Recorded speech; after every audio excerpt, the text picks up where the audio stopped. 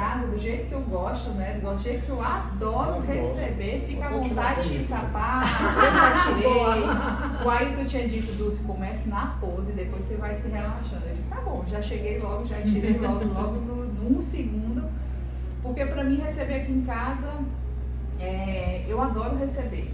Eu acho que quando a gente gosta, mesmo um cantinho mais simples que a gente tem, mas eu acho aconchegante porque fica naquele barulho onde a gente tem aquele silêncio, a gente conhece mais as pessoas. E esse projeto ele foi criado justamente um bate-papo bem descontraído.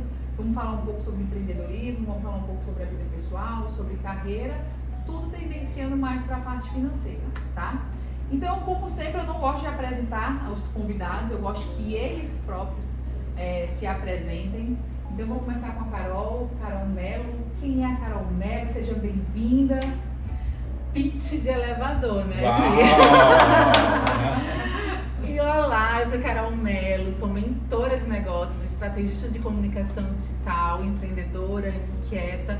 Sou aquela mulher que não tem tempo para julgar e não tem medo de julgamentos. Sou movida a desafios e estou vivendo, acredito piamente, assim, estou vivendo a melhor fase da minha vida. Uau! Entre os 40 e 50. Entre os 20 e 30. Entre os 20 e os 40 anos. Engraçado quando esse ciclo dos 40, né? Não sei se você tá com 40. Eu tô no ciclo dos 40. Pois é, no ciclo dos 40 dá aquela virada de chave na gente, de repensar a vida da gente. Eu não sei se o homem é assim, mas eu nos meus 40 também eu fui dando uma repensada na vida, tomei algumas grandes decisões, né? Mas vamos desenrolar aí o bate-papo para conhecer um pouco mais a Carol. E o Alexandre Cavalcante, meu sócio, eterno sócio aí, conheci a gente montando um projeto, a gente foi apresentado por um carioca que fez um dos melhores amizades aqui no Ceará. Quem é o Ale? Eu sou médico geriatra, sou empreendedor e eu estou sempre procurando desafios novos, né? Eu acho que quando a gente se conheceu, a gente estava tentando montar uma aceleradora de startups, né? Eu tenho uma startup que é o Family Doc, que eu estou batendo cabeça até hoje, porque, como eu dizia antes, que o mundo não é justo, né? Mas eu acho que cada vez que a gente tenta e acerta e erra, a gente vai aprendendo. E isso me trouxe muitos aprendizados, experiência de vida. Então, por exemplo, o que eu aprendi no Family Doc, eu trouxe para a minha experiência como médico. Então, hoje, meu posicionamento digital, a maneira que eu me relaciono com uma série de coisas, entender a experiência do cliente, tudo isso faz com que hoje eu possa me diferenciar como médico, que é, na verdade, a minha startup que mais deu certo. Mas a gente vai desenvolvendo, aprendendo e uma hora é aquilo, assim, né? Tem pessoas que dão certo da primeira vez, da segunda, da terceira, mas o fato de você não desistir, acreditar no seu sonho faz a diferença no final das contas. Eu sou essa pessoa. Eu acredito demais nisso, Ale. Eu conheci realmente, ele dizia assim, do setor inquietude. Eu sou inquieta, minha mente movimenta o tempo inteiro.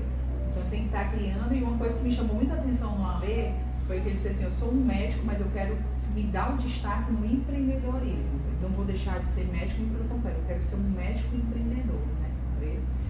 E a gente já vem aqui junto com a gente, um amigão também, Igor Joaçaba. Eu conheci o Igor num evento no início da pandemia, chamado Wings for Future.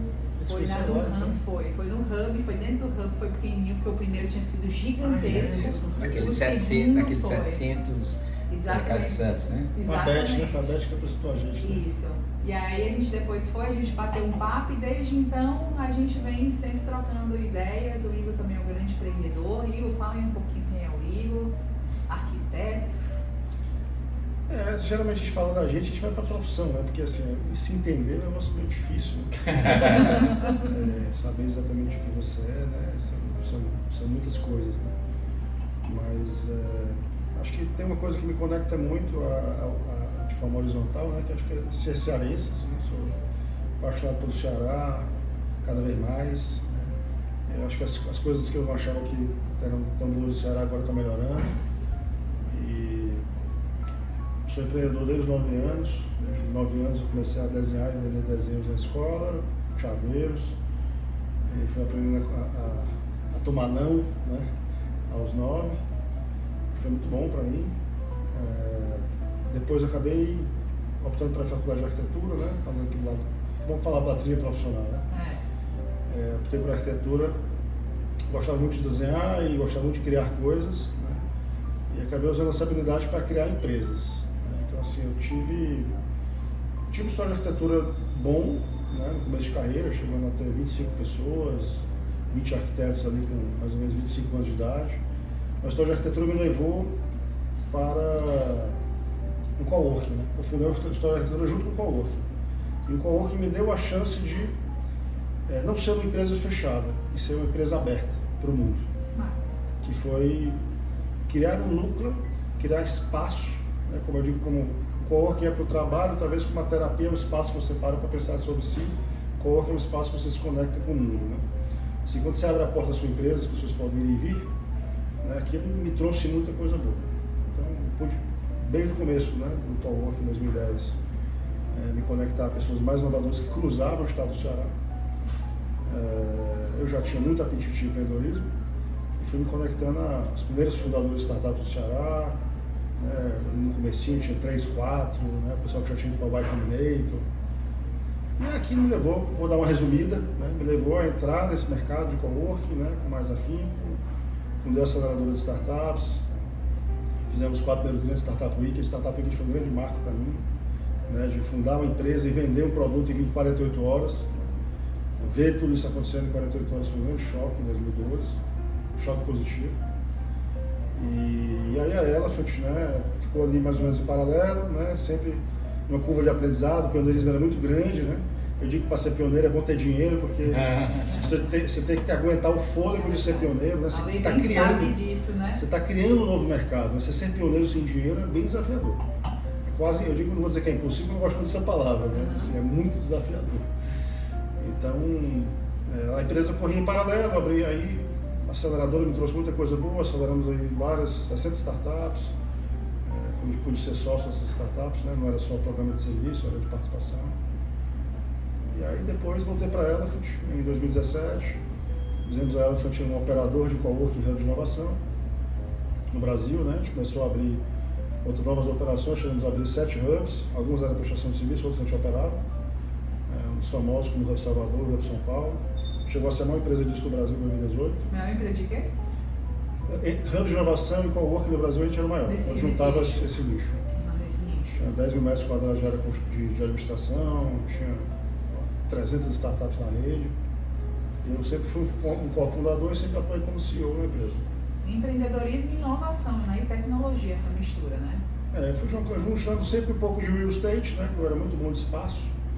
E escolher espaços, arquitetar espaços no mercado imobiliário, junto com a expertise que eu aprendi na aceleradora. E como bom cearense, sempre fui muito defensor do ecossistema, fui convidado pelo Winds for Future, né? A fundar uma empresa como Winds for Future, que era fazer um grande festival, que acabou se tornando um grande movimento de inovação e sustentabilidade. A gente tem 3 edições, muito conhecido pelo Kite, né? Mas tudo isso tem na raiz, né, um propósito muito forte de acelerar, né, essa agenda de sustentabilidade das 17 ODS, de criar um grande evento com a vocação que eu achava que o Ceará tinha para o futuro, que é conectar inovação e sustentabilidade, né, como um grande, que é o que o mercado de impacto agora, os negócios socioambientais, né, tem mostrado, né, tem crescido numa velocidade gigante por uns 3 anos. E eu acho que essa é a nossa grande vocação como vertical de ecossistema de inovação, né, a área de impacto socioambiental. Muito interessante o que você falou, porque vem bem de encontro quando eu conheci o Ale. O Alexandre, eu me lembro demais, não existia pandemia na época, não existia nada. Ele disse assim, Dulce, eu desenvolvi uma metodologia onde você faz uma consulta através de vídeo, não era isso, Doc? E aquilo ali na época ninguém fazia, foi a primeira pessoa que eu escutei vendo sobre isso há um tempo atrás, e quando a gente viu, o negócio foi, né, Ale? Como foi essa passagem assim que a Family Doc foi, a Family Doc criou, estava na frente, viu algumas pessoas passando na frente, que sentimento é esse do empreendedor? Eu acho o seguinte, a pessoa ela tem que estar conectada. Perfeito. Hoje em dia não dá pra gente, ninguém dizer hoje que é analfabeto digital, que não tem tecnologia ou que não está conectado a uma tecnologia. Não dá mais, né? E aí, eu sou médico. E aí eu fui vendo os movimentos, entendendo as coisas e eu me lembro, assim, na verdade, um pouco da história, meu pai é médico, minha mãe é médica, e meu pai foi dono de um hospital. E por motivos... Aqui no Ceará? Não, em Belo Horizonte. E por motivos diversos, esse hospital foi crescendo, e ele teve um plano de saúde específico lá da cidade, que foi tomando conta do hospital, tinha 30, passou para 40, parou para 50, passou para 60, passou para 70, depois começou a parar de pagar. E nesse inteirinho o hospital faliu. E aí eles venderam o hospital, passou muito mal. E eu cresci com minha mãe dizendo assim, meu filho, médico não é administrador. Então isso retardou em muito a minha Aceleração, vocação. capacidade não, mas a minha jornada de empreendedorismo. Por outro lado, eu empreendi dentro da medicina. Então eu fiz a prova do título, fiz mestrado, me tornei isso, entrei na sociedade de geriatria, me tornei presidente. Então assim, quando eu lhe conheci, eu já tinha feito tudo que eu tinha que fazer em termos de medicina. Então eu já era uma pessoa reconhecida, eu não era daqui, eu sou de Belo Horizonte, então eu já tinha conseguido refazer todas as conexões e já estava inserido na sociedade daqui. Se você tiver hoje R$1.000 no seu bolso e agora às 19h37 você vai precisar de um médico aqui na sua casa, você não consegue. Você não consegue encontrar um médico que vem agora. Mas se eu montasse um marketplace, na verdade não sabia o que era marketplace, né? Onde por um lado eu coloco a necessidade e por outro eu coloco a oferta, se eu juntasse tudo isso e pegasse uma porcentagem para mim, será que não valeria a pena? Foi quando a gente surgiu a ideia do Family Doc. E como eu era professor da universidade, como eu tinha vários médicos, né? Então eu montei toda uma estrutura para fazer esse marketplace acontecer. E aí nós ganhamos, né, no programa da Sebrae de aceleração, ganhamos o prêmio de melhor startup e tudo. Qual foi o problema? Foi um problema que eu tive até hoje, que fez essa startup não ir para frente, é um problema que não é meu, mas que ele é fundamental em qualquer startup, que chama-se desenvolvimento. Desenvolvimento. O dev. Tecnologia. Então, eu fiz essa startup, eu fiz o desenvolvimento dessa, paguei pelo desenvolvimento 4 vezes, tornei os caras sócios e durante 4 anos nunca me entregou esse funcionamento. Gente, que legal, isso acontece em todos os lugares. Isso é comunitário o tempo inteiro. A gente escuta o tempo inteiro que daqui a 10 anos vai ter uma carência de não sei quantas mil pessoas nesse setor. E aí é o seguinte, o mercado de dev, ele acelerou, as pessoas estão precisando de dev, só que os devs são ruins. São muito ruins. Entendeu? E aí o cara, ele além de inexperiente, ele promete e não cumpre. Então assim, perdi todos os prazos de todas as vezes na vida, que todos os devs me prometeram alguma coisa e não consegui cumprir. Quer dizer, eu não consegui cumprir não. Eu assumi o compromisso, mas eu não entregava. Qual o aprendizado que tu acha que tirou disso? É verdade. Como faria diferente? Tem um dev como sócio. Primeiro, né, é core business. Nesse caso aí, Ale, dinheiro nunca foi problema pra você? Dinheiro nunca foi problema, já perdi mais de 400 mil nessa brincadeira. Não perdeu, aprendeu, né? Não, na verdade, você... isso é dinheiro pago. Aí se eu for colocar minhas horas de trabalho, aí acabou. Eu perdi 1 milhão. Entendeu? Eu perdi muito mais. Mas o problema é que o cara olhava... Essa história é muito conhecida, viu? O cara olhava pra ele e disse, eu faço. E você tava lá, investiu tempo no cara. Teve um deles que ele chegou pra mim e falou assim, olha, daqui a 2 meses tá pronto. Eu falei assim, cara, eu posso colocar o pessoal pra dentro da plataforma? Ele pode. O cara tem 300 médicos. 300 médicos. Isso foi em julho, setembro eu tinha 300 médicos. Não funcionou em outubro, não funcionou em novembro, não funcionou em dezembro. Em dezembro ele fez embora de férias. Interessante. Isso aí são os altos e baixos de cada um de nós, né? A gente tem, então a Lê adiantou algumas perguntas aqui que são o que ficou de lição. Mas eu conheci a Carol também. A Carol, a primeira vez que eu a conheci, também quem me apresentou foi a Beth. Embaixadora.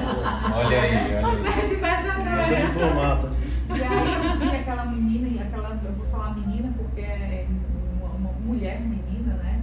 Empreendedora, a Carol foi presidente, foi de alguma coisa do CDL de empreendedores. Da Associação de Jovens Empresários de Fortaleza, da AGE. Conta essa tua convivência com empreendedores, como foi. Eu queria que você falasse um pouquinho desse ciclo e como foi o início de sua carreira até onde você está aqui hoje. Ao contrário do meu amigo, eu vim de uma família que... E é engraçado que a gente vê isso muito acontecer, né? Você geralmente se espelha no pai e na mãe para poder definir o que você vai ser, ou então para pegar ali um caminho, né? Eu vim de uma família que eram de servidores públicos e eu acredito muito que o meio que você convive influencia demais, mas é muito, né? Na sua formação, no seu caráter, no seu valor, em tudo. E eu estudava num colégio israelita, porque era o colégio mais próximo da minha casa, então era um colégio que os alunos todos eram judeus e tal. E a minha história, ela começa assim, porque a gente sabe que tem muitas pessoas que chegam no sucesso, que vêm de dificuldades, que vêm não sei o que lá, que estudam em escolas públicas. Eu fui o contrário, assim, eu estudei num colégio onde tinha os maiores milionários da cidade e eu era mais pobre, né? Assim, muito, muito, muito pobre, onde minha mãe, o que ela acreditava de valor é o seguinte: eu pego meu salário aqui todinho e vou gastar em saúde e educação, pagar um plano de saúde que, né, é muito oneroso para uma família e uma boa escola, porque são duas coisas que eu não abro mão. Eu conto muito essa história aqui no Ceará, às vezes as pessoas perguntam porque o Ceará é assim, né? Eu conto muito essa história. Esse seu caso, ele não é único. Dos pais que são muito abaixo do padrão daquela escola e investir na escola. Mas depois a gente volta para esse tema. Pois é, e aí o que acontece? Na escola eu convivi durante muito tempo com pessoas que diziam assim: quando eu sair da escola eu vou na loja da minha mãe, eu vou na fábrica do papai, eu vou no hospital do vovô, eu vou não sei aonde, eu vou não sei aonde. E eu comecei a dizer: poxa, eu também quero ir para algum lugar. Também quero ir para algum lugar que seja legal assim, né? E era bacana também que uma das coisas que hoje eu tenho muita consciência disso era que na escola, nas festinhas da escola, os pais dos meus amigos que eram empresários e empreendedores, eles estavam lá assistindo. E a minha mãe era servidora, ela não podia ir. Então muitas vezes eu ia para apresentação de escola e meus pais não estavam lá. E aí eu comecei a pensar logo, né? Porque, cara, isso aí eu quero ter, quando eu crescer, eu quero fazer algo que me dê flexibilidade, me dê liberdade, me dê dinheiro, né? Porque eu não quero estar nessa parada de vida que não tem dinheiro. Então, eu também tinha uma educação onde a minha mãe, ela colocava muito, enquanto depender de mim é do meu jeito, enquanto fizer não sei o que, enquanto comer do meu feijão, enquanto usar não sei o que, enquanto não sei o que lá. E eu comecei eu tenho que ganhar dinheiro ligeiro. Olhando por outro Ou lado. seja, o método dela funcionou. Foi bom. Exatamente. E aí eu comecei a ser empreendedora, né? Na verdade, eu vi ali uma oportunidade rápida de negócio, porque eu era muito alta, muito magricela. E aí eu tinha alguns problemas de postura, de sentir dores no joelho, não sei o que lá. Fui no ortopedista, o ortopedista olhou assim e disse: olha só, essa menina cresceu muito rápido, o músculo ainda de criança, a estrutura óssea já está meio adulta, bota essa menina na escola de modelo para ela aprender a andar. Não precisa fazer cirurgia, não precisa botar bota, não precisa nada disso. Bota essa menina na escola de modelo que ela vai aprender a andar. Na escola de modelo, eu resolvi ser modelo. Comecei reencontrei a autoestima, reencontrei a segurança. Eu digo que toda escola de modelo, se ela tem um bom processo de gestão, você acaba virando uma escola de protagonismo, porque a mulher, ela acaba se empoderando muito, né, de diversas coisas através da profissão. E eu, muito nova, já estabeleci uma meta, né, cara? Eu vou trabalhar, eu vou ganhar dinheiro, eu vou viajar o mundo todo, eu não vou casar, eu não vou ter filhos, e obviamente que nada disso deu certo. Porque eu ganhei muito dinheiro, eu viajei um pouquinho, mas quando eu tava na história ali, eu acabei encontrando uma pessoa, tropecei em cima dela, engravidei e passei 25 anos casada. casada. Enfim, nesse casamento todo, eu me casei, nessa história toda, eu acabei casando com uma pessoa que era empreendedora, que me trouxe para o empreendedorismo, mas eu passei por muitos desafios. Um deles era mulher, jovem, e a gente é sempre vista como a mulher do dono. Você não é a dona, você é a mulher do dono. Então, para poder superar esses desafios, buscar meu posicionamento, buscar estabelecer uma autoridade, fazer o meu trabalho ali de liderança e tal, eu tive que me juntar com pessoas que tinham os mesmos desafios que o meu. E foi a AGE que eu encontrei, a Associação dos Jovens Empresários, que apesar de uns ali não serem a mulher do dono, eles eram os filhos do dono, eles eram os ditos como herdeiros, não eram donos, eram os playboy, era o clubinho social que o pessoal muitas vezes, né, achava e rotulava. Mas nessa escola de empreendedorismo que eu considero que é a AGE, eu aprendi que o networking e o relacionamento é um grande acelerador de todo negócio. Porque não adianta você ser muito bom se o mercado não te conhece, se as pessoas não te indicam, não te divulgam, se você não compartilha ali aquele teu conhecimento, e principalmente você ir para o mercado sozinha é muito mais difícil. Agora, se eu tenho uma coisa que sou muito boa em marketing, aí eu conheço aqui o meu amigo que trabalha com uma startup de saúde. E aí eu consigo juntar o meu conhecimento com o dele, a gente vai junto para o mercado e eu vou pegar aqui uma fatia gigante de mercado de saúde, ele vai pegar uma fatia gigante de mercado que eu possuo e a gente vai trocar e a gente vai avançar e a gente vai... Aprendi isso.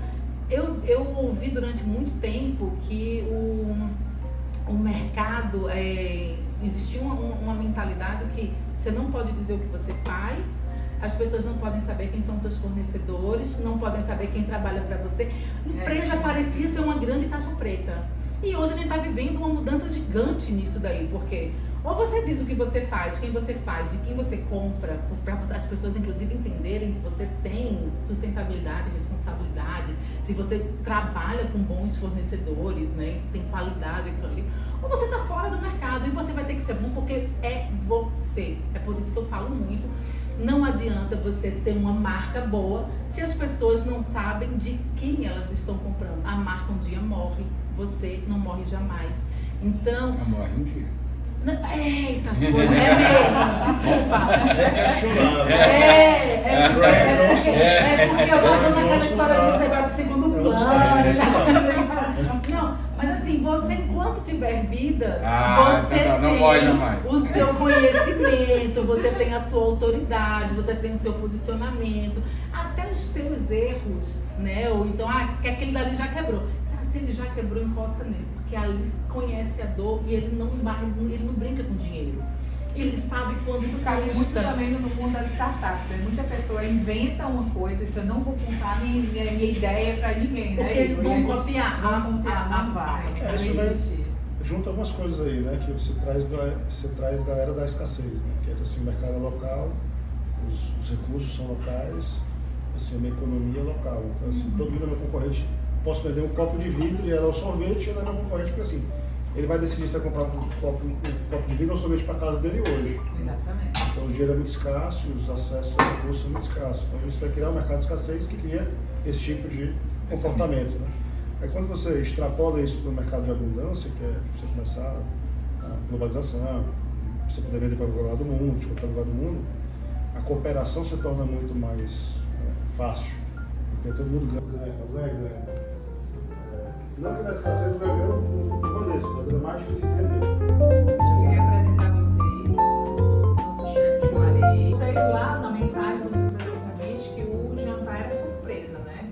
Eu acho que tá bom de você revelar aí. Começar a apresentar. Primeiro se apresente, Juarez. Vamos dar para sair, né? Chefe Juarez, tá? Obrigado a você que já fez esse trabalho bem legal. Prazer estar aqui atendendo vocês. Hoje a gente pegou um tema e vamos fazer uma noite com comidas árabes.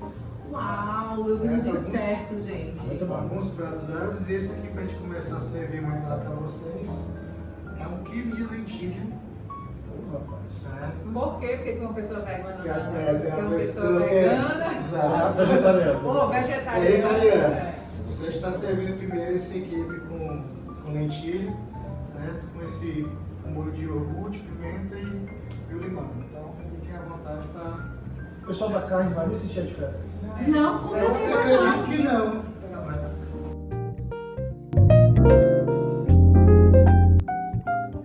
Estavam falando do empreendedor, né? Desse modelo de empreendedorismo onde a gente vem. Por coincidência, não escolhi isso, confesso que não escolhi isso, de botar 4 empreendedores aqui, empreendedores autônomos, mas quando a gente vai lidando com isso, a gente pensa, algumas pessoas têm a mente bloqueada de, se eu quiser ser empreendedor, eu tenho que ter muito dinheiro.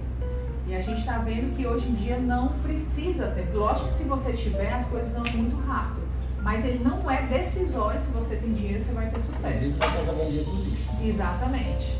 Então, Ou seja, vai jogar no lixo mais rápido. mais rápido.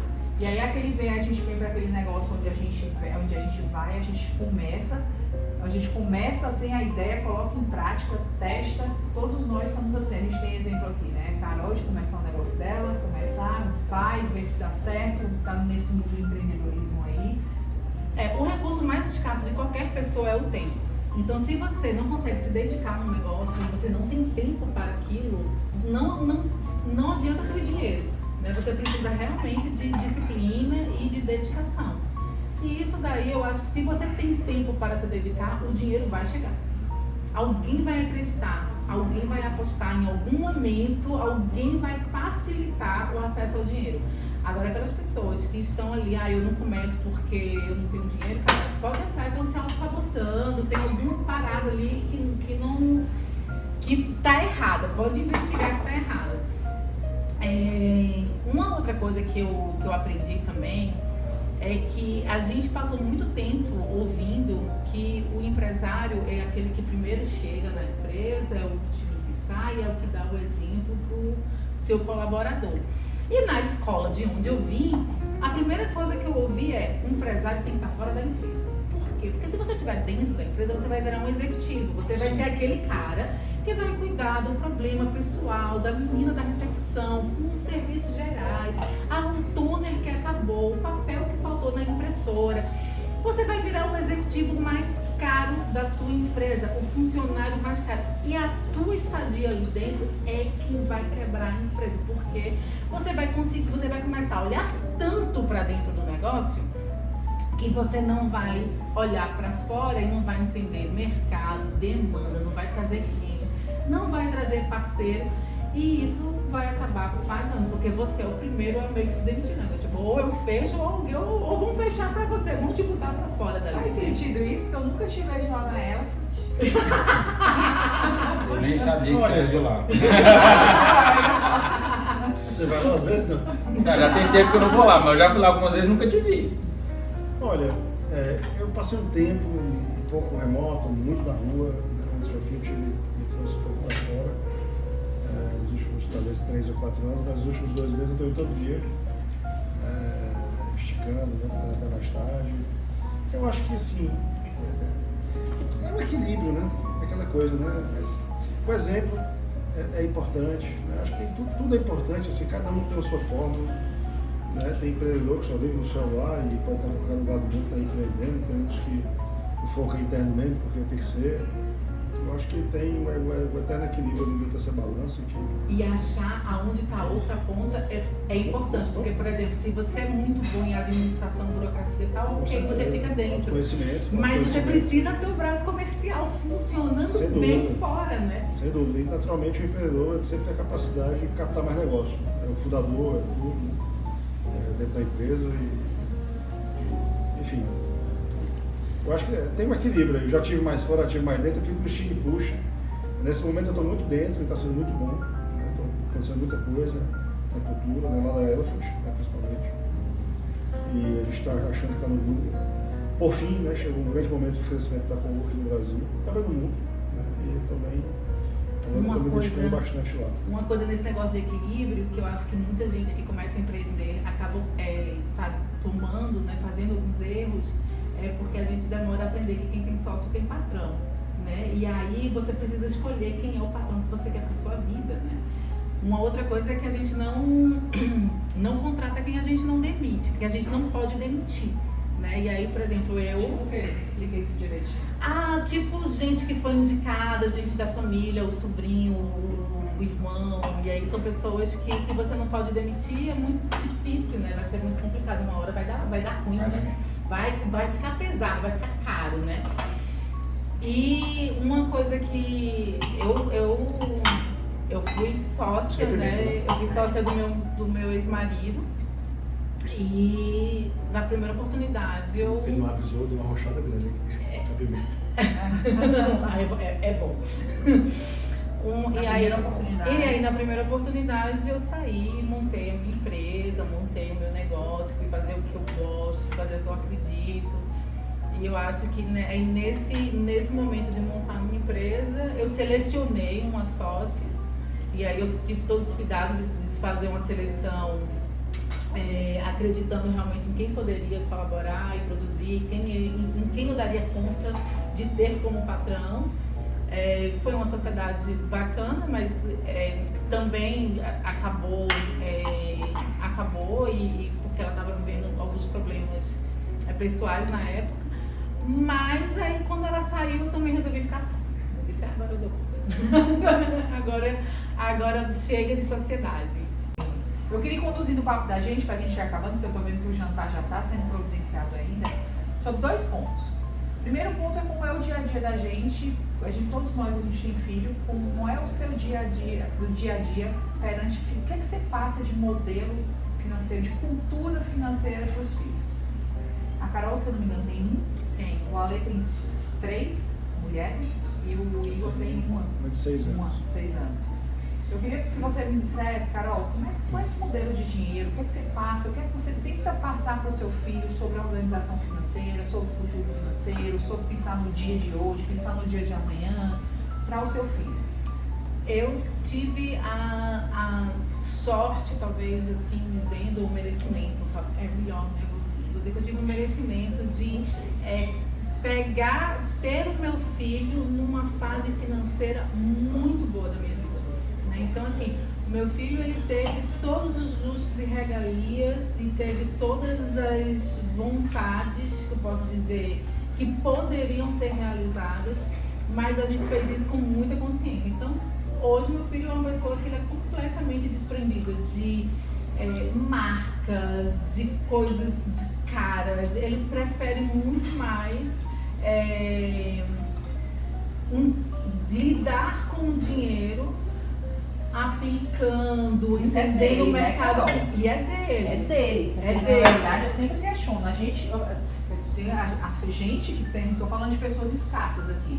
A gente que tem, é difícil você conduzir seu filho para economizar. Quando a gente senta numa garrafa, num restaurante, uma conta dá R$300, 400, 500, 800 reais, né? E você dizer que você economiza, então existem características, então é dele. É isso dele, também, né? é dele. Ele sempre foi, ele é filho único, né?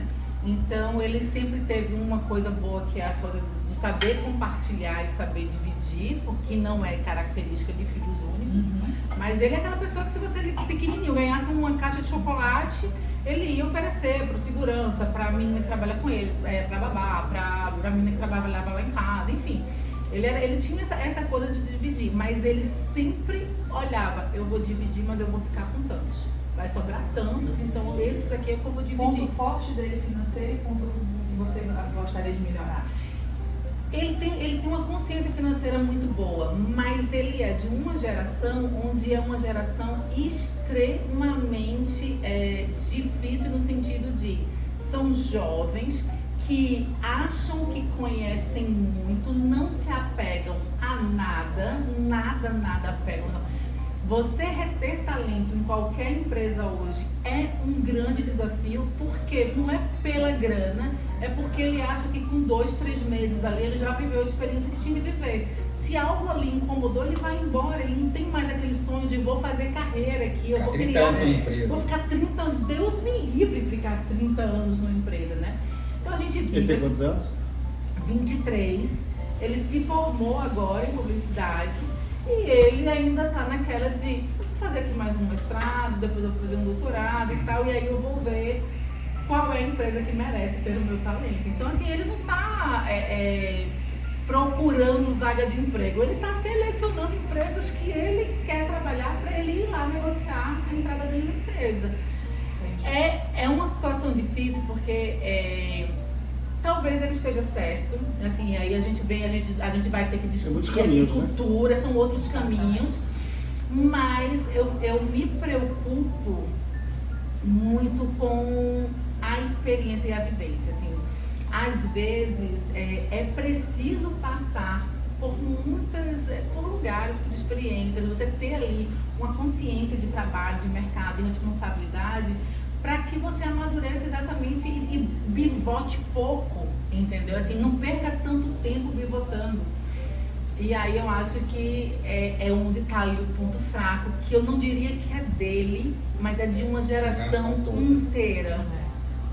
Ale, que modelo de dinheiro você passa para suas filhas? O que é que você fala? Qual é a sua cultura? Primeiro, minhas filhas acham que eu sou rico. Isso é bom. Isso é bom, não é ruim. Isso é ruim. Não é. Mas eu tenho tentado fazer elas entenderem as dinâmicas. E assim, como eu sou separado, eu não dou mesada para elas. Eu dou dinheiro para a mãe e a mãe dá uma mesada para elas. Só que elas vêm pedir dinheiro para mim, não é assim. Então, por exemplo, uma agora quer um iPhone, que na verdade ela quer o meu iPhone, porque ele caiu, quebrou e eu vou vender e tal. Ela tem quantos anos? Ela tem 12 anos. E eu falei assim, ok. Então você vai ler X páginas de livro e vou lhe pagar R$1 por cada página.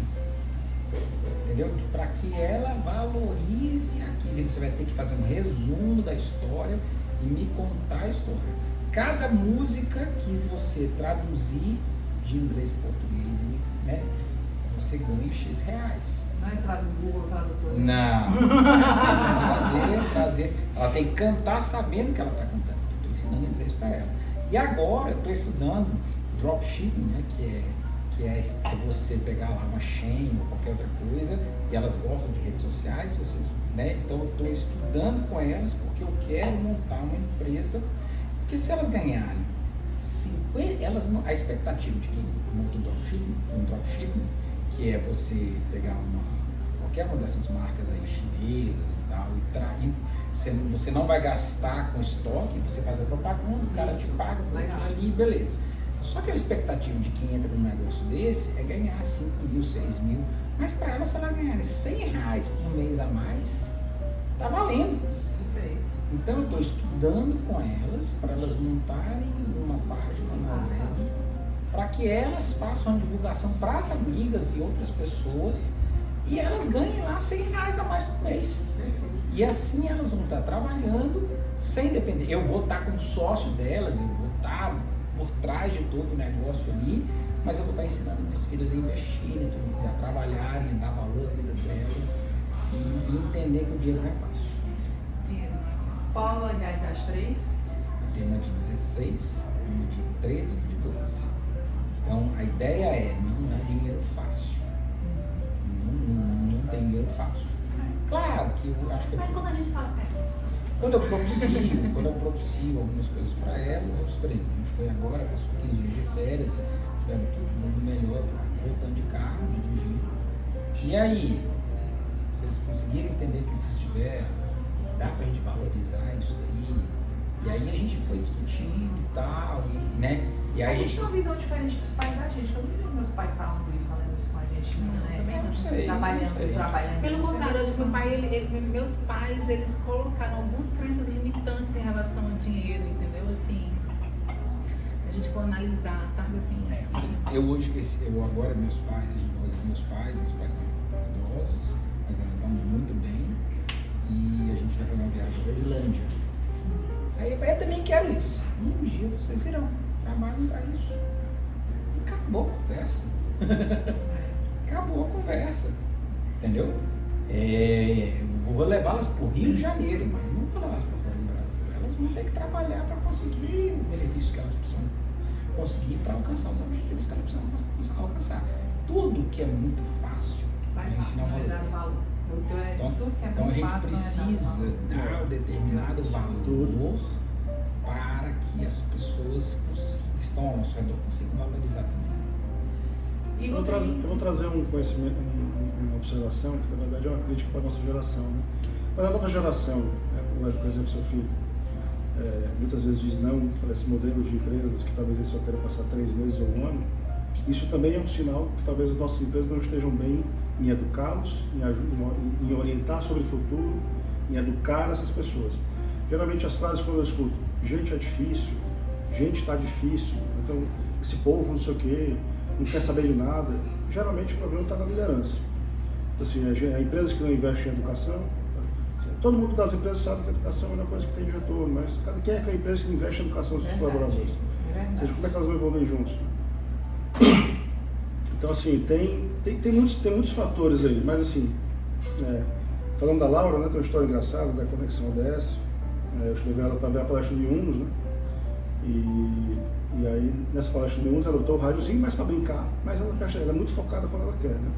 Ela ficou estudando a tradução, né? Tinha uma tradução simultânea, eu achando que ela estava assim, estava assistindo, concentrada e tudo. Das primeiras palestras que ela viu na vida, talvez inteira, palestra, meio de coisa mesmo de adulto, né? 6 anos. 5, ela tinha 5, fez 6 ontem. Hoje é aniversário dela, de 6, na verdade. Só que eu fiz uma festinha para ela ontem lá em casa. E aí ela foi na palestra, aí de repente ela vira pro lado assim, você vai fazer isso comigo? Aí eu, Você vai fazer isso? você vai fazer isso comigo? Aí eu passei assim uns 3 segundos pensando, ela escutou do Yunus, do modelo de filantropia de doação, de que aqueles pais, aqueles grandes empresários estavam fazendo o pledge, que era a promessa da doação da fortuna em vida, que só ia deixar 1% do seu patrimônio para os seus filhos. Ela escutou isso na tradução e perguntou se eu ia fazer isso com ela por 5 anos. Caraca. Ela só virou para mim e perguntou isso. Eu disse, passei uns 3 segundos, fiquei impressionado e emocionado ao mesmo tempo, né? Sim. Provavelmente, mas eu estou pensando ainda. Então assim, eu penso muito em... Eu estou pensando em deixar só 0,5% para você. É horrível o que ela falou. E ela falou assim, meio curiosa, meio, sabe? Mas assim, ela entendeu 100% o que estava acontecendo. Em termos da doação do patrimônio, das coisas, enfim. E aí disse, provavelmente tá, mas no futuro a gente pensa melhor nisso, né? Mas assim, das coisas que você... Mas é aquela história, né? Se você vier pra dentro e trabalhar, deixa de ser meu, passa a ser nosso, né? Então, se eu morrer, você já ficou lá, né? Você já faz pra decidir isso aí também. Agora, se você não vem pra dentro, não trabalha, quer só herdar, não teve sucesso, né? Mas o caso do The Pledge Internacional é doar a fortuna, o patrimônio. Eu sou do conceito que pai não tem que deixar nada. Se temos 100 milhões, eu vou dar 99 milhões para fundações, para filantropia e tudo. Mas olha só. E é o que está acontecendo escalando mundialmente. Isso. Mas olha só, o pai não tem que deixar dinheiro para os filhos, ele tem que deixar a herança que ele tem que deixar, educação, conhecimento. Eu estou pensando em deixar um desses imóveis aí de 20 metros quadrados e muita educação e legado. Assim, cultura, educação e um ativo imobiliário. Mas quando você mínimo, que é para ter um lugar para morar, e um ativo que é uma coisa simbólica. Igor, mas você estava falando aí. O resto vai ser educação e pretendo transformar tudo que eu criar em vida em fundações, em filantropia, em projetos de grande impacto para o mundo, assim, que sejam para o desenvolvimento do que eu acredito que é importante para a humanidade e para o futuro. Perfeito. Mas olha só, Igor, você falou aí que parte do problema da gente não ter gente é o problema da empresa. Mas eu vou te falar, estou líder, mas eu vou te falar uma coisa. Eu sou professor de medicina, quer dizer, eu fui professor de medicina e deixei de ser, eu já estava de saco cheio, porque a gente está com uma geração muito menina. Sim, tem uma transição muito. Então, assim, de tempos fortes, né? Tempos difíceis que geram homens fortes. Essa geração aí. Gente, deixa eu só contextualizar aqui. Eu sou filha de uma família de 6. Meu pai era funcionário do Banco do Brasil e minha mãe professora do Estado. Eram 6. Lá em casa era arroz, feijão e carne, pão, leite e coisa. Nada de biscoito recheado, nada disso. A gente viveu num quarto dividido por 3 irmãos, aí tá bom. Os filhos da gente, não sei se acontece com vocês, eles já nasceram num quarto com ar-condicionado. todo decorado, bonito, babá eletrônica. Um quarto pra cada um. Um quarto para cada um. O Narciso Então, sendo enfatizado todo dia, você é lindo, você é maravilhoso. Exatamente, lindo, você sai, você viaja, você vai para os Estados Unidos muito cedo, você não pega, você anda no Você acha que a vida é fácil. você não vive Você acha que a vida é fácil. Não é nem fácil, você viveu aquilo ali e a gente quer desacostumar os filhos da gente, eu não sei qual é a regra não, tá? Mas é porque eles não têm aquela vontade de conquista. Eu me lembro que o meu maior sonho era ter uma televisão no meu quarto e eu fui vender. Cara, depois, era ter uma televisão no meu quarto que ninguém Assim. tinha e todo mundo, imagina isso, meu pai, minha mãe, mais 6 filhos dele assistindo televisão, era um programa só. E eu vi nas coisas que existia televisão dentro de quarto e eu tive que trabalhar, fui distribuir panfleto, fui vender abadá, fui um monte de coisa para conquistar. Eu fui a primeira lá de casa a fazer isso. Então a gente está vivendo uma geração onde os filhos já têm e a gente quer que eles podem, que eles desejem. Desejar o quê? Desejar o quê? E outra Ele já coisa, tem o tudo. risco que E tem. empreender, assim, e às vezes olhar para a riqueza do que já está construído também fica muito longe. Porque assim, se eu pudesse voltar uma vez, um dia desse alguém fez essa pergunta, eu refleti sobre o que você falaria para o seu eu de 20 anos, né? Aquela ansiedade de empreender, sabe? Saindo da faculdade, né? Minha ansiedade era absurda, eu tinha 2 burnouts já. Assim, pode botar a ansiedade aí na tampa também. A gente cuida disso também. Obrigado.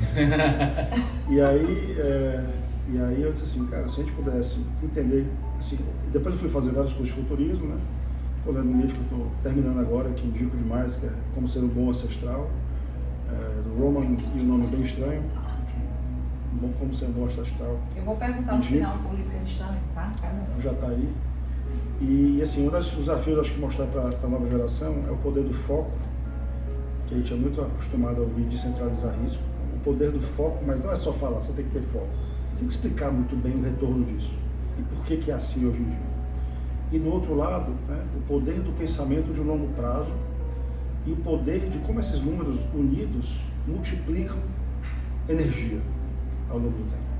Quando você pega 100 e você vai colocando, eu digo que tem 5 maneiras de você enriquecer, né? Uma mão, que é você, o empreendedor, né? O ativo da empresa, é o seu salário, é o seu bônus, é o seu dividendo. Só que numa empresa só você já ganha de 4 formas diferentes. E o que você faz com o seu dinheiro e investimentos lá de fora, mantendo o seu foco. Então são 5 coisas. E quando você olha para grandes fortunas, e você não tem a visão exponencial, as pessoas só tendem a olhar para o mundo de forma linear. Isso é uma que a gente aprende no futurismo. Você olha para cá e você pensa assim, cara, eu faço essa energia hoje, eu tenho esse retorno. Isso com 20 anos. Eu olho para essa pessoa de 50 anos, tem tudo isso, e digo assim, é impossível, se eu viver 30 anos desse jeito, eu nunca vou chegar lá. Ele não tem a ideia do poder da escala e do poder da projeção geométrica, da curva. Assim,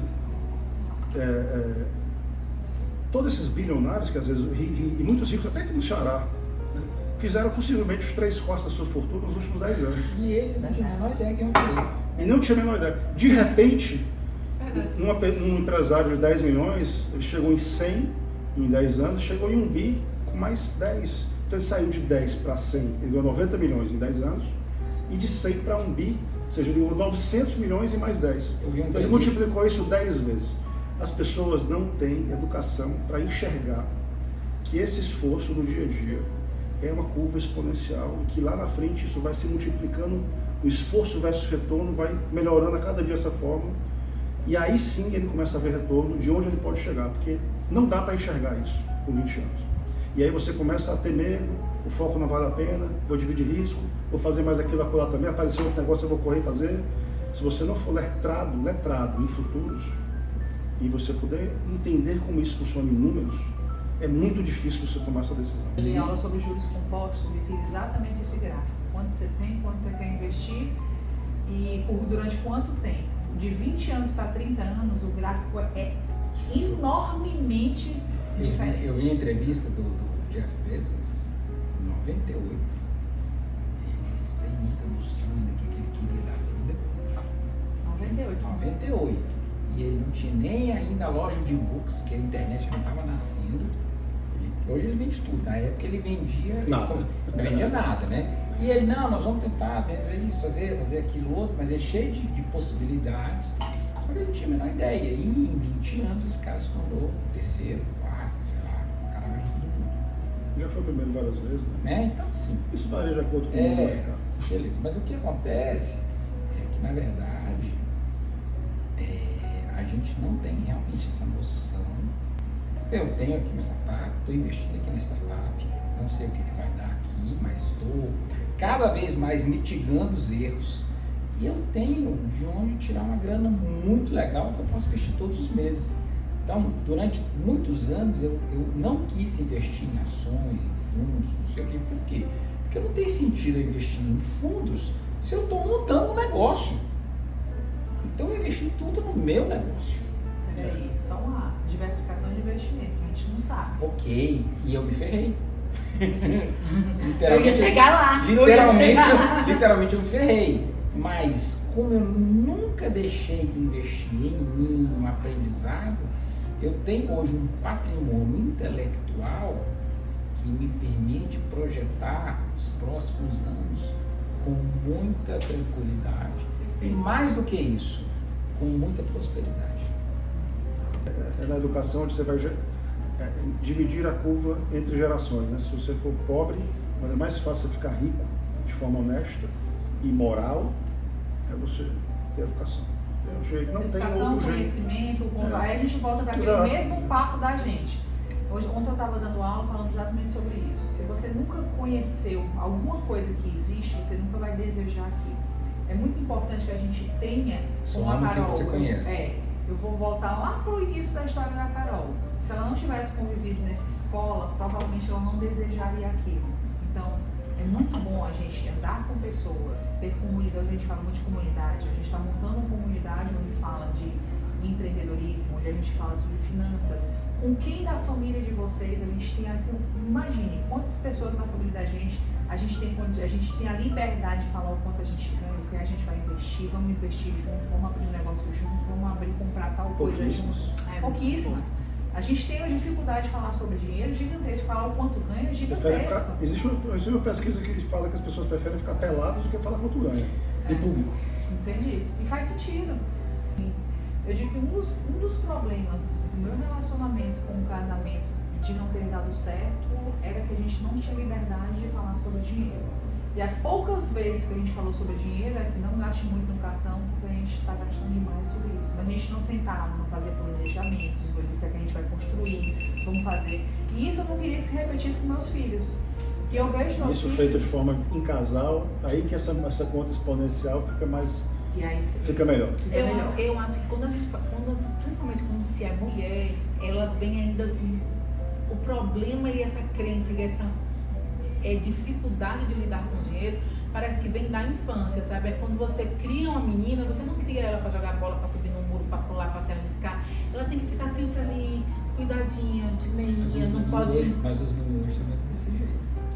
Então não sei. Esse é um problema. Eu vi um comentário outro dia que é o seguinte: o homem foi feito para caçar, pra não sei o quê, só que os meninos ficam no videogame e não saem de casa e não fazem nada, e quando esses caras crescerem, ficarem velhos, eles não foram treinados.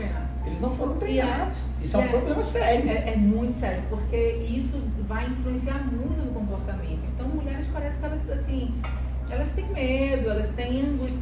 Você pode ver uma mulher quando ela, geralmente, né, assim, uma mulher, e eu, obviamente, tem as exceções, tá aqui adultos, principalmente, mas uma mulher, quando ela começa a ganhar muito dinheiro, e ela é independente de verdade, de fato, porque tem muita mulher que eu conheço que diz assim: eu sou independente financeira, ela é independente para gerar o capital, mas quem decide o que fazer com o capital é o marido dela.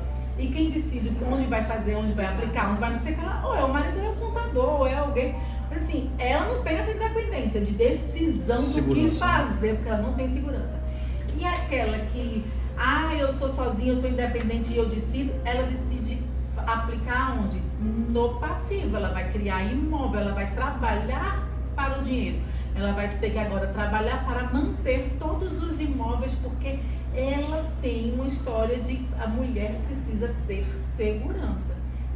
E aí você vê muitas mulheres hoje, elas tendo vidas sacrificadas, porque elas morrem de trabalhar para fazer o que com dinheiro? Para pagar condomínio, para pagar manutenção, para pagar não sei o quê, Pra para pagar manter o todos os imóveis financiamento que que não ela vai tem. acabar nunca no apartamento. Exatamente. Exatamente. Então é muito difícil hoje a gente ter mulheres que entendam. Não vamos botar essa palavra, é muito difícil. Ah, não, Vamos tá, abrir não é a muito mente da difícil. gente, É. e a gente tem que mudar. A gente está aqui justamente para a gente abrir o direcionamento do que é certo e que é errado. Eu ia dizer que é difícil encontrar mulheres assim, mas não é difícil não. Tem a gente aqui, É né? raro. É raro, mas mais do que a gente tem, entendeu? Eu acho que pela característica, a mulher realmente tem mais dificuldade do que o homem. De quê? Entendeu? É o histórico do Cultural, né? Cultural, a gente tudo, mas eu somos tenho ancestrais muito também. com os homens que estão surgindo e com o problema que nós, desculpa a expressão, nós estamos criando homens frouxos, não tem nada a ver com homossexualismo, gay, nada disso. Estou falando de homens frouxos, homens inaptos para gerar uma palavra na capital, gerar um valor para sustentar sua família, que é o que muitas vezes durante muitos anos identificou o homem. E que no fundo as mulheres também esperam isso. Só que o homem não consegue a mulher ganhar mais do que ele e começa a confusão e não dá certo, dá tudo bagunça. Né? Eu acho que isso tem uma história do romantismo da paternidade, da maternidade, da conexão, do amor com o filho, tudo aquilo que cria uma atmosfera social, tipo assim, fazer o melhor aniversário do mundo, dar as coisas e tal, e a coisa tem que sair no padrão X, que faz com que a gente nos torne escravo desse sistema e sair do sistema é difícil. Então, você, por exemplo, os dois pais já trabalham hoje em dia, né, na grande maioria dos casos, podem ter suas diferenças, mas ambos já trabalham em boa parte do Brasil. Então, os dois se sentem culpados, talvez pelo distanciamento, os filhos já estão em creche integral, aí você como é que você compensa a sua culpa? Você vai compensar o tempo que você passa sem um filho, ainda dando trabalho para ele, no pouco tempo que você tem de chance de criar conexões, você vai ter que fazer o papel do pai chato para poder ele se desenvolver, é muito desafiador. É muito desafiador, é muito desafiador. Assim, aí ele disse assim, cara, eu não vi o meu pai direito essa semana, e a gente vai citar um momento que, por exemplo, Agora, Igor, deixa eu falar, antigamente era assim, e foda-se. era Pedro. Foda-se. Era foda-se. A gente tá criando. Famoso foda-se. Realmente, meu pai trabalhava, saía do trabalho, do banco, nada contra, me perguntaram, eu só tenho a agradecer os filhos que ele tem hoje. Eu estava comentando hoje, até no meu stories foi isso. Meu pai saía 7 horas, me deixava no colégio, eu ia ver no outro dia 7 horas da manhã. Ele ia pro trabalho, depois saía para um bar e ficava com os amigos dele. Quando eu chegava, eu estava dormindo, eu estava no voo, não sei o que, eu só ia ver no outro dia. E foda-se. E lá em casa ninguém perguntava, era todo mundo, que o primeiro sentava na mesa, o melhor frango, o melhor pedaço do frango era pro pai. Hoje não, mãe, meu filho é meu filho. Ele não come o que tem, não, ele tem uma comida específica. Eu vejo hoje os pais. Se não gostar, pede no iFood alguma coisa, para poder agradar. E vai, não, come o que antigamente tem, era todo come o que mundo quer. ali. E tá tendo uma inversão de valores, e a gente tá nessa. A gente tá nessa. Eu tenho uma filha de 22 e tenho um filho de 17. Eu estava indo para casa de uma pessoa, aí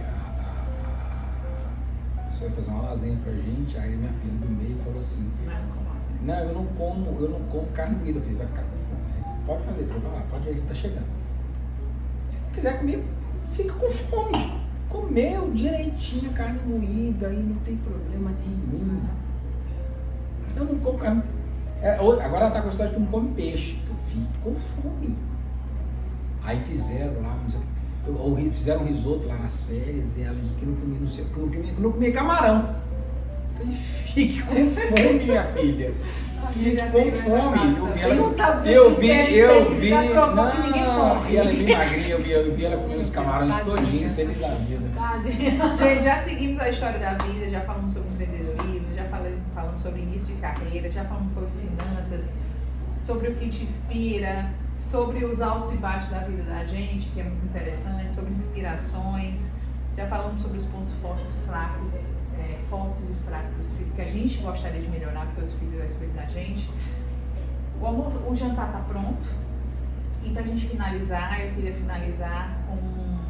Carol, onde é que você quer chegar financeiramente na sua vida? Quem é a Carol quando tiver com 60 anos, 65, entre 65 e 70 anos? Mas como é que a Carol quer estar lá com 65 e 70 anos financeiramente? Dulce, eu aprendi que dinheiro é um negócio que eu deixei de ter medo de dinheiro e deixei de... quebrei todas as crenças. Então, dinheiro é bom, é muito, eu quero e eu quero mais. Eu comecei a aprender que há um tempo atrás eu tinha uma meta de fazer um faturamento X por mês. Esse faturamento eu já estou fazendo mais e tá pouco. E eu vou querer mais, eu vou querer mais.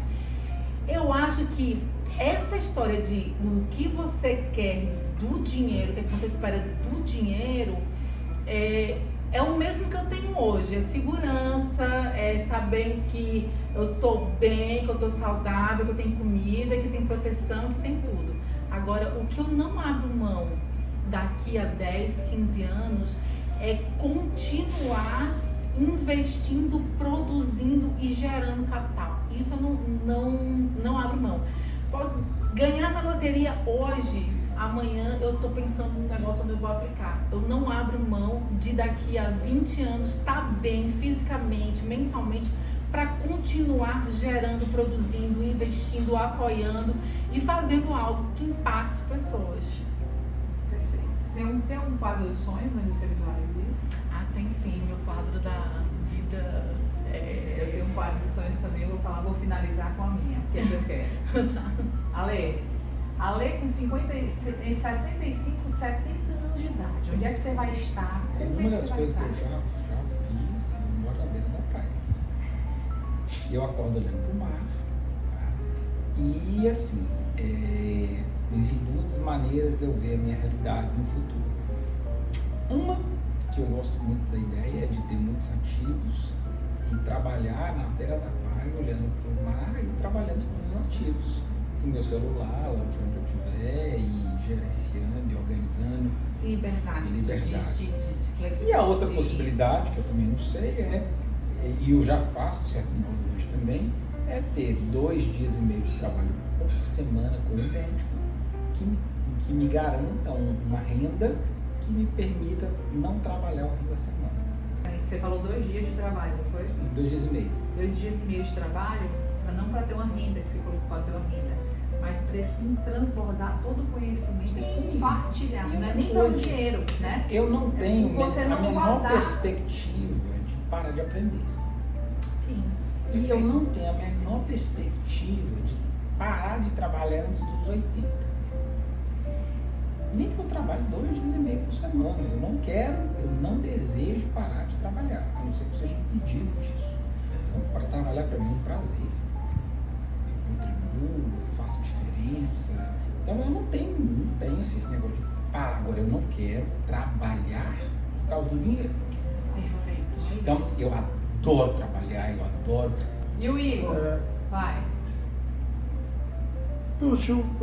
É difícil assim, né? Eu confesso que quando eu sempre pensei em capital, eu sempre pensei em geração de renda, né? Tenho tentado construir isso, né? Para que eu fique financeiramente independente, para poder usar o tempo e o meu recurso pessoal, humano, da melhor forma possível, né? Em projetos que mais me empolguem. É bem desafiador, assim, né? Olhar para 60 anos para frente. Eu estou com 38, né? Tenho mais 22 anos para 60. Tem 38 anos de idade. Meninão bebê Johnson. Eu tenho 38, então, É um assim, espírito velho, né? eu sempre pensei em geração de renda, uma coisa, talvez eu estou vendo a geração dos árabes que fizeram migração para cá há 100 anos atrás, né? Assim, então eles gostam de imóveis, gostam de gerar renda, né? Tanto que eu estou investindo na casinha do praia, um também junto com o sócio lá para gerar renda. Não consigo fazer uma casa para mim só para usar, eu fazer um negócio para gerar renda e eu uso às vezes, né? Enfim, e etc. Assim, eu acho espetacular o trabalho do médico, acho espetacular o trabalho do advogado, acho espetacular o trabalho, qualquer trabalho, né? Eu adoro o trabalho. O trabalho para mim faz parte de você contribuir com a sua comunidade, né? Contribuir com a sociedade dentro desse novo modelo que a gente vive, né? Qualquer que seja o trabalho que você tenha, mas eu carreguei uma responsabilidade nos últimos, estou com 38, né? Mais ou menos 18, 16, digamos assim, mergulhar em assuntos muito profundos, tanto que eu fui para futurismo, fui para socioambiental.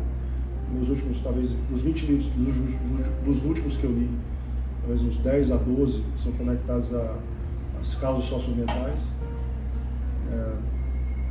Então, assim, com certeza, criar uma organização, né, que seja mais um ecossistema, né, que é o tipo de organização que eu acredito, são construção de ecossistemas, onde o propósito, o lucro, o resultado, né, ele não ultrapassa os limites do planeta e eles impactem socialmente, né, as suas regiões onde eles estão. Eu queria só colocar mais um item.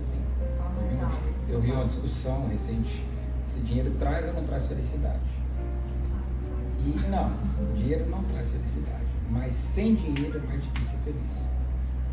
Não fizeram essa pergunta. Dinheiro é energia. Entendeu? Dinheiro, pensa na natureza. A vida de quem não tem dinheiro é mais difícil. Antigamente E a é gente mais perguntava. difícil você ser feliz. Mas o fato de você ter dinheiro, a busca pelo dinheiro em si, não é felicidade. Eu digo que independe. Não é felicidade, não é o dinheiro que traz felicidade, não é a pessoa que traz felicidade. Não tem uma coisa relacionada com a outra. Você é feliz com dinheiro ou sem dinheiro, você é feliz onde você está, a felicidade ela vem de dentro, ela independe do dinheiro. O dinheiro é bom? É uma outra pergunta, ele é maravilhoso. Mas ele não é correlacionado à felicidade. Por quê?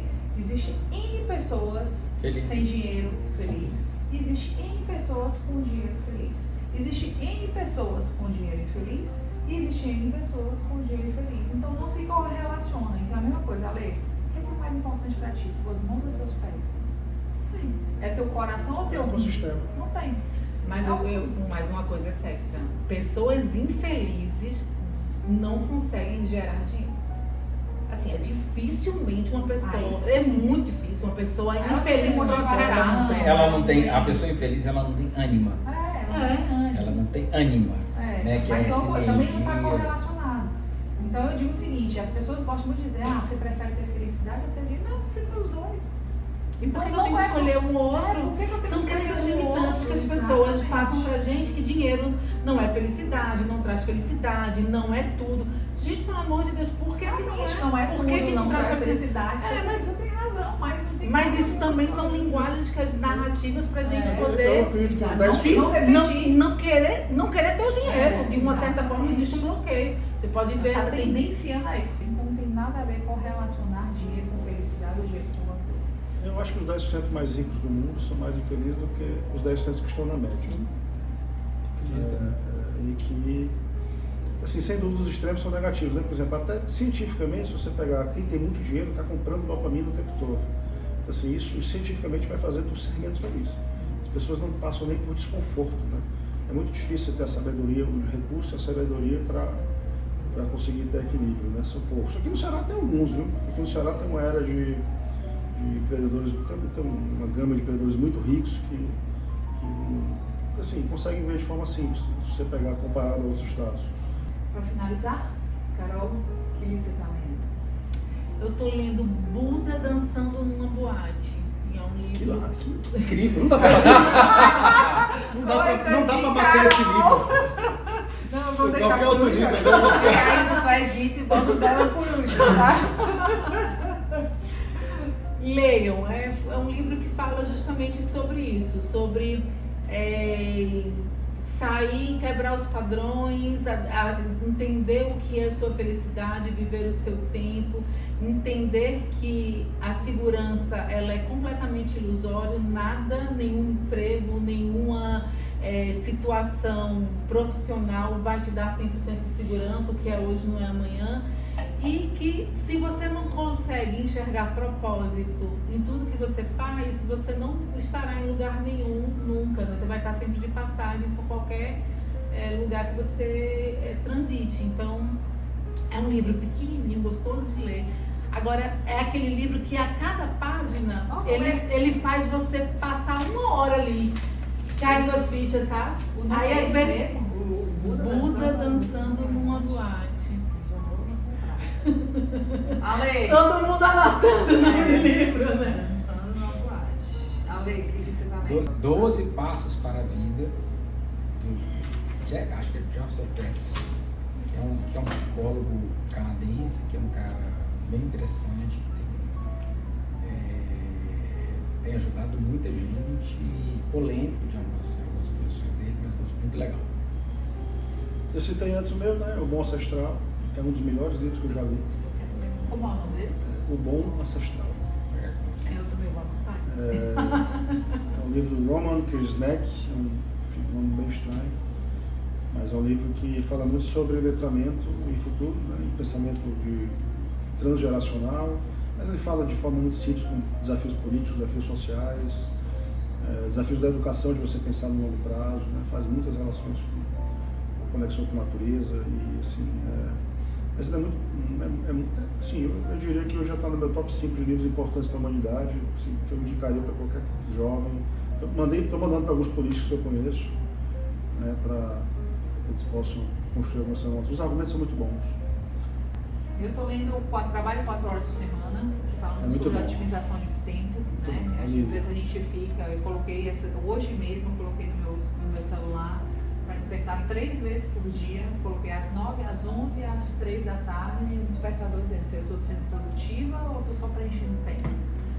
E várias vezes hoje, quando a gente tem esse bichinho na mão da gente, a gente se distrai, vê se distraindo, a gente não está sendo produtiva, está sendo muito importante para mim, porque várias vezes eu não tenho tempo para nada e ao mesmo tempo eu acabo o dia achando que eu não fiz nada de tão importante, de produtivo. Então está sendo bem importante para mim. Mas eu gostei muito do bate-papo com vocês, porque a gente tocou em algumas coisas que o desafio fala sobre a organização no dia a dia, sobre visão de futuro, sobre a gente falar sobre pensar a longo prazo, que foi muito importante para você, para mim, para a gente, para todo mundo que está escutando aqui. A gente falou sobre filhos, sobre conceitos dos filhos, como você, que é um grande desafio. A gente está hoje envolvido com os filhos, que a gente veio de uma geração onde a gente conquistou. Então é muito bacana. A gente falou um pouco sobre empreendedorismo, sobre história de vida, sobre inspiração. Então tudo isso a gente toca dentro, faz a cultura do que eu prezo, do que é de grande valor, tem uma grande valia para a gente ter uma educação financeira, para a gente construir. A gente vive num mundo hoje de incertezas, a gente tocou muito assim, a Carol falou também, todos nós a gente falou sobre isso, onde a gente não deve viver somente o hoje, a gente quer viver um futuro muito saudável, e para a gente ter um futuro saudável, não só fisicamente, a gente tem que estar muito bem estabilizado financeiramente. Isso não predetermina a felicidade, mas é uma grande mola propulsora a gente não depender dos filhos, a gente não depender de Estado e a gente ter uma total independência. Isso sim, você ser produtivo, você se tornar, você ser, que é de todos nós, a gente comentou aqui, o que você quer para o seu futuro? Eu quero me sentir presente, eu quero doar, eu quero abundanciar todo aquele conhecimento que eu tive para as pessoas. E para isso a gente tem que gerir, a gente tem que ter um grande conhecimento. Eu queria aqui agradecer a presença de todos vocês. Foi maravilhoso. Eu esqueci as câmeras. Aceito mais um convite que não tem pelo menos. Esse aqui é o padrão mínimo. Aceito menos que isso. Elevou o padrão. Vamos escalar, né? Vamos escalar. Então, Estamos escalando. eu queria aqui dar um grande abraço.